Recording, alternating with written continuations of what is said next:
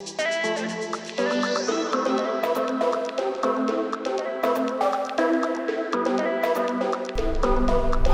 place is awesome. Welcome back to another Millionaire Mansion home tour. This time we're returning back to a TikTok door knock house. He said he was a gynecologist. We're gonna go tour his entire house, check out these awesome cars. This is his Lamborghini, this is his AMG, this is his mansion. We're gonna check it all out, hear his story, see everything, find out how he got where he is today, maybe get some tips, and potentially ride in one of these sick cars. Let's head inside. Hello. Aaron. What's going on, man? What's going on, man? How are you? I'm good. Thank you so much for inviting me back. Welcome. Happy to have you here. Amazing. It looks incredible.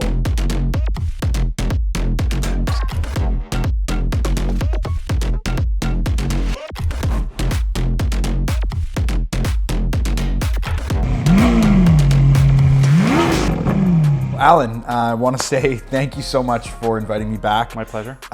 Your house is honestly phenomenal. I think this is the best interior that I've done a home tour with, Appreciate in that. my opinion. Thank you. Yeah, thank you for bringing me here. And My I'm here to learn more about you. And I want to start out by asking you, what do you do? Because are you a gynecologist? No, I'm definitely not a gynecologist. Okay. I just happened to be wearing that shirt when you knocked on the door, and I just went with it. So. Yeah, that's hilarious. I mean, the shirt was hilarious. Like, people loved that. Like, Yeah. there was hundreds of thousands of comments about the just the shirt. shirt, yeah. That was, so how did you get that shirt? Like, what is the story there?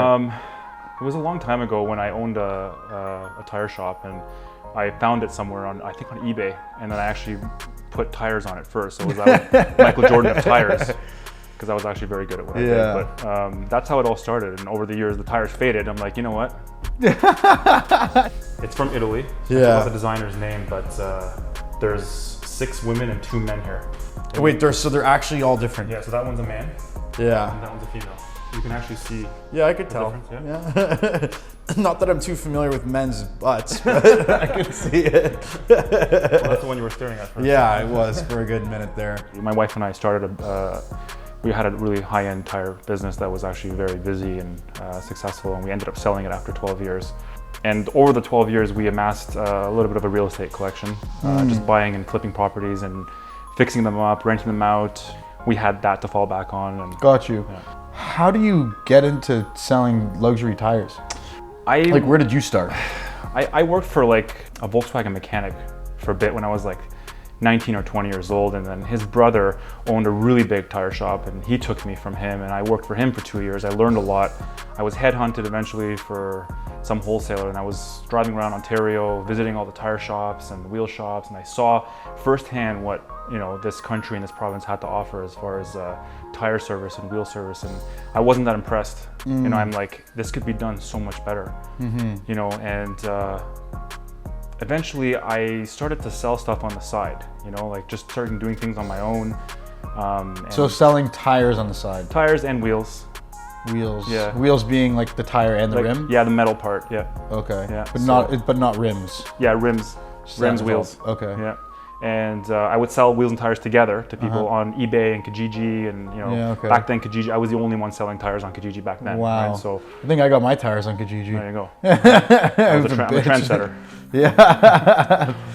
I'm noticing these art pieces that are around the house. Yeah, these are from my buddy Anthony Ricciardi, which is amazing art. He does all one-off pieces. It's our favorite artist. Really? So that is a one-off? That's a one-off. Are all of the paintings in the house a one-off? I can yep. see they're all that same art style. It's the same guy. They all one-off he does, and he does commission stuff. He's just wow, amazing artist. That's awesome. No, they're really cool. I got to see a couple of them. They're awesome. Are these fresh, real flowers? These are fresh, real flowers. Did you get them for us? Actually, Kathy, yes. Yes. No, that's awesome. We like using wallpaper, so you're going to see a lot of wallpaper. Yeah, the textured wallpaper. Yeah. It's cool. And we do it ourselves too. We actually like. You put it on yourself? We put it on ourselves. Yeah. No way. All the painting in the house we did ourselves. All the wallpaper Really? we did ourselves. Yeah. Oh, putting on wallpaper is so hard. And not when you know what you're doing. Oh, okay.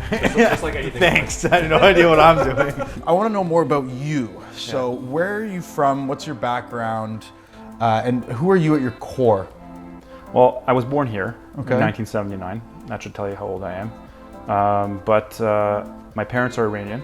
Okay. And I grew up mostly with my father. He passed away when I was 21, so I was kind of alone after the 21 age on my own. Wow. Which was good, which is fine. I mean, it shaped me to be who I am now, which I feel like is a, strong-minded, independent man. Mm-hmm. It's interesting because like when I look back, everything happened so fast. So it's like the whole thing was a challenge. It's like nothing that happened, it was something that I expected. It wasn't in my plans. It's just I wanted to run a small business, make some money, and and live a decent life, and but everything just kind of exploded. And the challenges were keeping up with it, keeping my mind healthy, keeping my mind not occupied with the stress so much, because there was a lot of stress. People who work retail, like I commend you, because it's like if you're doing it your whole life, it'll really takes a toll on you. You know what I mean? But really, that was probably the biggest challenge. Is both my wife and I agree, like the stress from that. Yeah. And at what point did it when it went from side hustle to business? Yeah. What were the challenges there? Like to take it off the ground there? If I was alone, it would be a much bigger challenge. It's just my wife made me do everything, right? She made me go get a building. She made me sign a lease. Like she made me, order 500 tires. Like she's the, kind of the courage and the force behind everything. And I was the brains because I had the knowledge, and I was really good with tires. I was really good with wheels. So thank God she was there. Otherwise, it would be a lot more challenging for me. Yeah. But, yeah. Okay. You got a lot of gaming kind of stuff going on. Poker. Yeah. Ping pong, and there's a pool table? There's a pool table underneath it, yeah. Foosball, which one do you think you play the most? Probably the foosball. There's been some intense foosball. Of course, that's been going on lately. That gets really intense. I think I would like to go back to when I was maybe 17 and maybe just whisper in my ear, stop spending so much money on cars. I wish I could just tell myself to just save more money back then, because I was really downright ridiculous with spending money on cars. Like paycheck came in, it was right into the car. Well, what would you buy? Just anything, man. Anything to make my car faster or louder or to look stupider. Like it just. I like how you're able to now say look stupider. This is incredible. This is our 1950 Chevy Rat Rod. So the body on this thing is decrepit. So the frame is all new underneath. The engine's new. Everything's new underneath. It's on airbags. It's just the actual shell is still from 1950, rusted, but preserved so it doesn't decay. Okay, so a lot of my friends are actually younger than me, right? So I'm 41, going to be 42 soon, and a lot of my friends are in their 30s, early 30s to mid 30s, and I hope to be remembered as the guy that they learned a lot from, in a sense, right? I hope I set a good example for the people around me. What are some tips to becoming successful?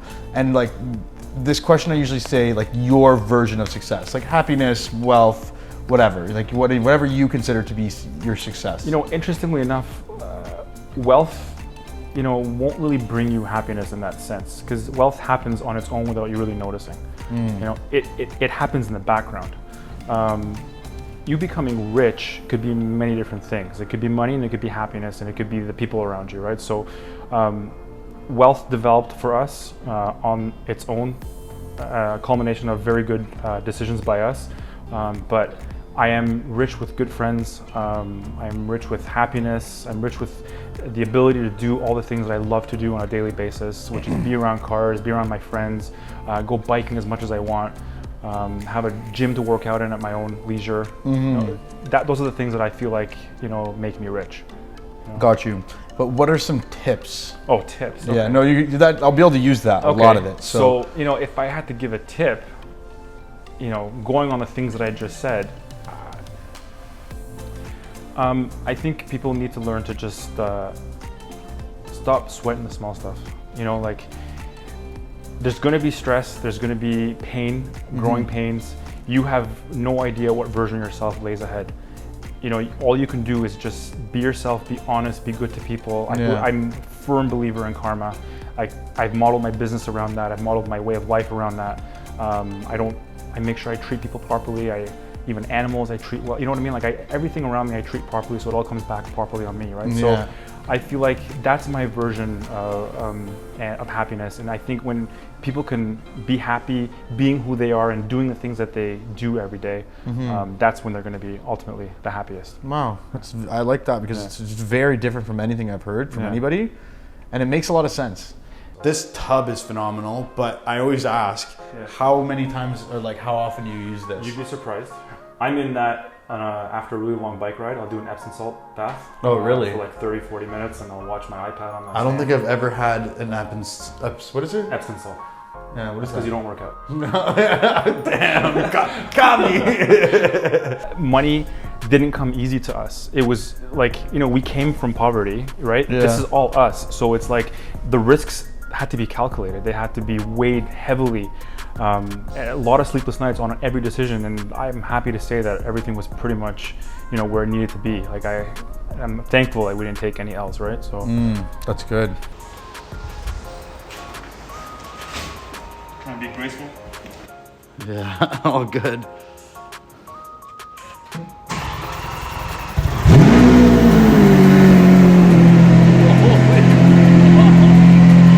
People who are just stuck in a place where they don't want to be, like, it's okay to move on.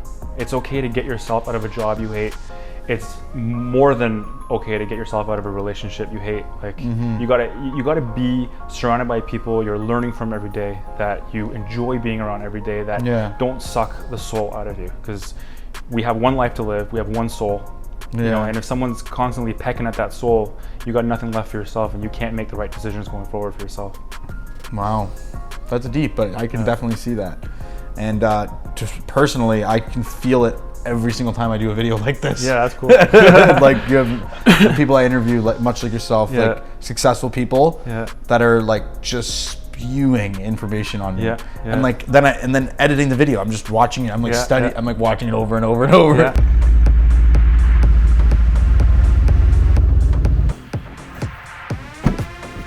All right, let's go. Well,